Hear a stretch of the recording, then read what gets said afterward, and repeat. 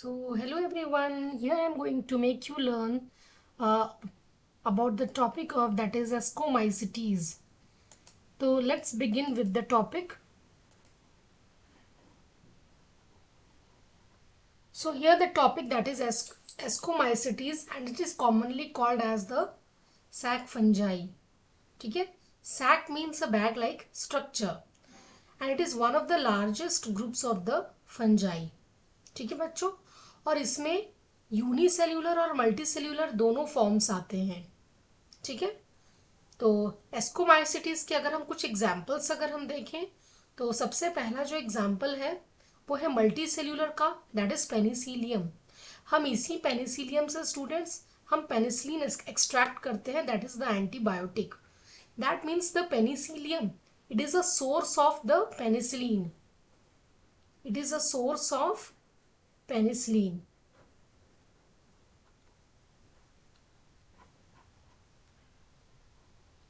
And it is rarely unicellular. Unicellular में example आ जाएगा east का, और ईस्ट है दैट इज सैक्रोमाइसिस. तो माइसेलियम जो इसका होता है ये ब्रांच्ड होता है और सेप्टेट होता है. सेप्टेट का मैंने आपको बताया था. Septate means the walls will be present, there will be presence of walls, right? The cell wall is made up of chitin again and these are the mostly terrestrial organisms. ठीक है, तो ये जो एस्कोमाइसिटीज है students, इसमें भी हम कुछ देखेंगे कि सैप्रोफिटिक डिकम्पोजर्स हैं डेड ऑर्गेनिक मैटर के. इसमें कुछ पैरासाइट्स भी हमें मिलेंगे और सिम्बायोन्ट्स भी मिलेंगे. ठीक है, तो जो नेक्स्ट है that is see the saprophytic decomposers of the dead organic matter. Saprophytes हम उसको कहते हैं जो डेड चीज़ों से अपने फूड को एक्सट्रैक्ट करे. So what the fungus they will be doing, they will decompose the dead organic matter and they will extract the food, right?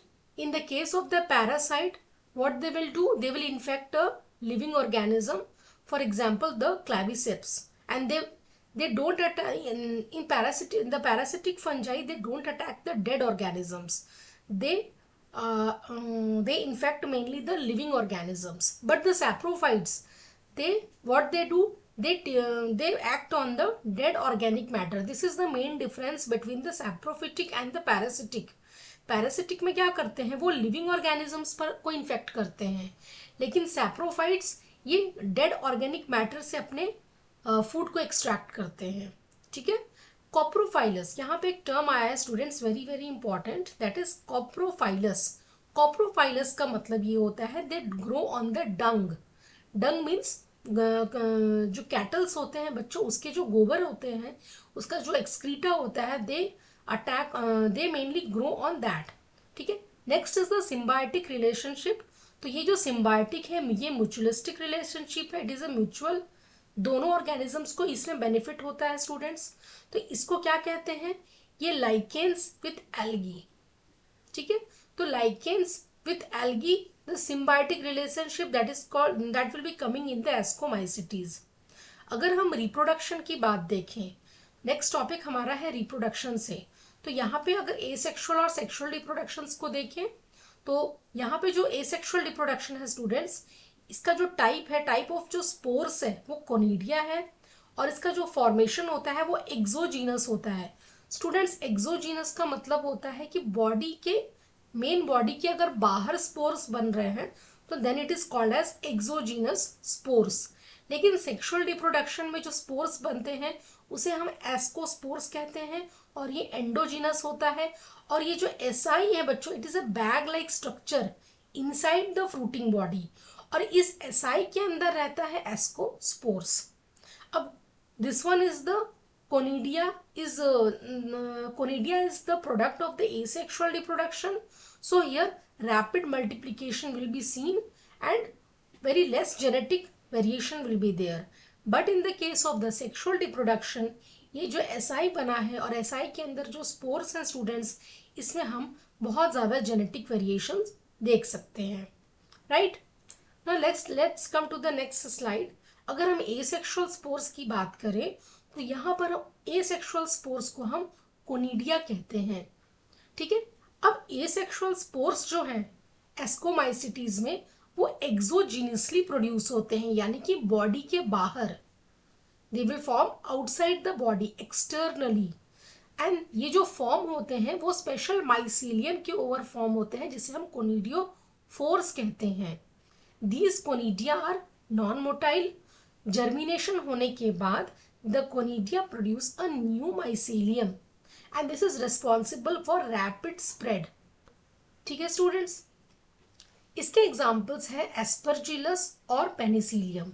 Students मैं इससे रिलेटेड आपको एमसीक्यू कराने वाली हूँ नेक्स्ट हमारे वीडियो में, so please be tuned with me, right.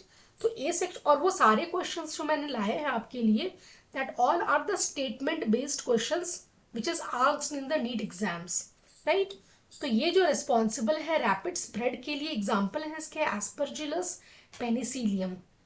तो इतना हो गया आपका। कोनिडिया अगर बोले तो दीज आर नॉन मोटाइल, और जो कोनिडियोफोर्स है स्टूडेंट्स, इसी के कोनिडियोफोर्स के ही ऊपर बनता है कोनिडिया। ठीक है, तो कोनिडिया जो है वो स्पोर का नाम है, लेकिन कोनिडिया जिस बॉडी पर बनता है, राइट, उसको हम कोनिडियोफोर्स कहते हैं।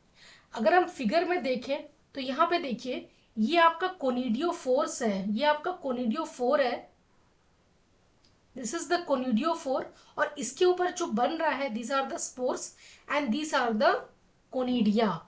ठीक है, तो कोनिडिया इज द स्पोर्स, और ये देखिए एक्सोजिनसली है, बॉडी के ये बाहर है, तो it is called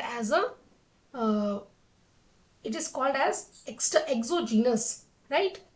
next slide में अगर हम सेक्सुअल रिप्रोडक्शन की बात करें स्टूडेंट्स, तो सेक्सुअल रिप्रोडक्शन जो सेक्सुअल स्पोर्स जो है उसको हम एस्कोस्पोर्स कहते हैं। ठीक है, इसे हम एस्कोस्पोर्स कहते हैं। दीज आर प्रोड्यूस्ड एंडोजिनसली, ये बॉडी के अंदर प्रोड्यूस होते हैं, internally, they are produced internally. It is formed inside a sac like structure called ascus या एसाई। 8 एस्कोस्पोर्स पर एस्कस प्रोड्यूस होते हैं आफ्टर मेयोसिस एंड माइटोसिस। ठीक है बच्चों, तो एसाई जो है they are arranged in the fruiting bodies called ascocarps, और जो टाइप्स है इसके ये क्लिस्टोथीसियम, पेरीथेसियम एंड एपोथेसियम। देखिए ये जो तीनों जो नाम है ये एनसीईआरटी में दिया नहीं गया है, but if you are interested then you can learn it. ठीक, मैं इसको ऐसे समझाती हूँ कि इसकी जो बॉडी है, देखिए नेक्स्ट फिगर में ये समझ में आ जाएगा आप लोग को। तो ये जो एस्कोकार्प है स्टूडेंट्स, ये फ्रूटिंग बॉडी है। जैसे कि आपने देखा है कि जो मैंगो होता है, mango it is a fruit, और मैंगो के अंदर होता है seeds. In the same way यहाँ पे जो फ्रूटिंग बॉडी है, जैसे मैंगो है तो यहाँ पे फ्रूटिंग बॉडी है स्टूडेंट्स एस्कोकार्प। ठीक है, लेकिन मैंगो के अंदर तो एक ही सीड होता है, लेकिन एस्कोकार्प के अंदर बहुत सारे बैग लाइक स्ट्रक्चर्स पाए जाते हैं जिसको हम कहते हैं एसाई। एसाई या स्मॉल सैक, सैक का मतलब ही होता है बैग लाइक स्ट्रक्चर, राइट। अब इस बैग लाइक स्ट्रक्चर्स में बच्चों, जैसे मैंगो के अंदर एक सीड होता है, तो इस बैग के अंदर बहुत सारे स्पोर्स होते हैं and they are called as the ascospores. तो इसको ऐसे आप समझ सकते हो, यहाँ पे ये फ्रूटिंग बॉडी है, ये बैग लाइक स्ट्रक्चर है बच्चों, और ये जो है बैग के अंदर बहुत सारे स्पोर्स हैं। ठीक है, अब ये जब स्पोर्स बाहर स्प्रेड होंगे then they will lead to the formation of the whole ascomycetes main body. ठीक है, आई होप कि आपको यहाँ तक समझ आ गया होगा। अब नेक्स्ट स्लाइड जो है वो हमारे इसके रिप्रोडक्शन के ही बारे में है। तो प्लाज्मोगैमी से होगा फिर कैरियोगैमी, और कैरियोगैमी के बाद होगा मियोसिस। ठीक है, जो डाइकैरियोटिक स्टेज है स्टूडेंट्स, देखो डाइकैरियोटिक स्टेज में फिर से बना रही हूँ, ये एक सेल है और उसके अंदर क्या है, 2 हैप्लॉइड न्यूक्लियस अगर है तो इसको हम डाइकैरियोटिक स्टेज कहेंगे। तो ये शॉर्ट लिव्ड होता है, और ज्यादातर इसमें जो डोमिनेंट जो लाइफ साइकिल होता है स्टूडेंट्स वो हैप्लॉइड होता है।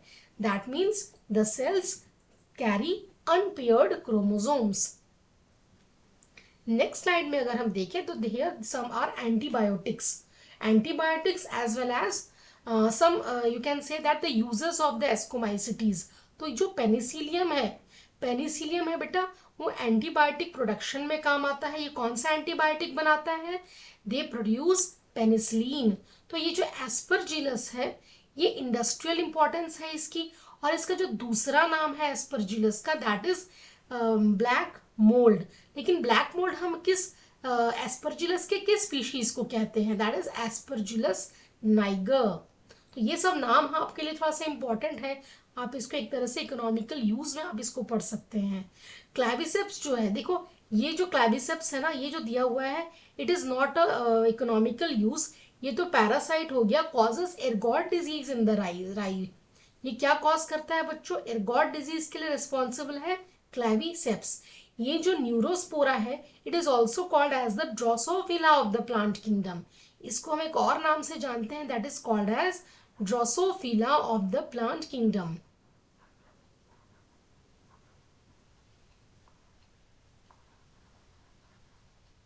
इसको हम रेड ब्रेड मोल्ड के भी नाम से जानते हैं, ड्रोसोफिला ऑफ प्लांट्स।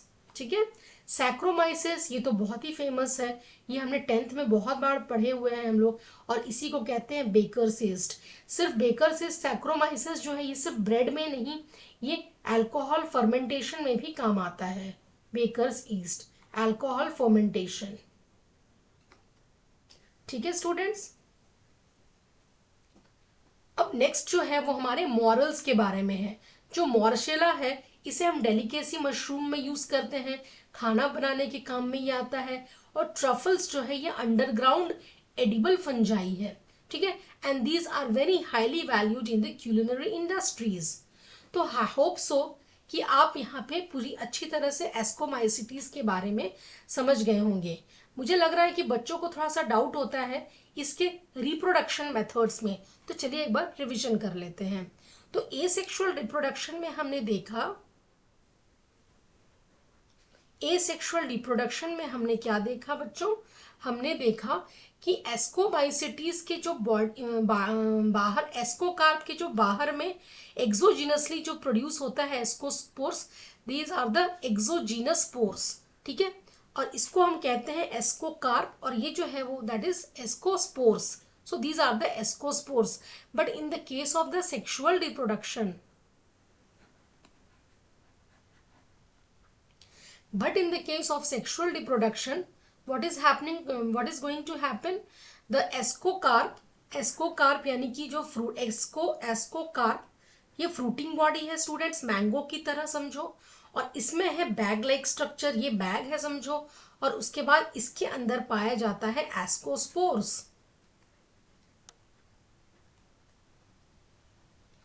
तो पेनिसिलिन हो गया इसका, पेनिसिलिन हो गया, एस्परजिलस इसके एग्जाम्पल्स हो गए। ठीक है, आपका एक और क्या नाम था, आप मॉरल्स हो गए, ट्रफल्स हो गए, then Neurospora also called as pink mold, neurospora. So these are some very important example of ascomycetes. Hope so that you have understood this topic. In my next topic I am going to bring some MCQs which is a statement based questions. So please be tuned with me and please like, subscribe and share my channel. Thank you for being with me.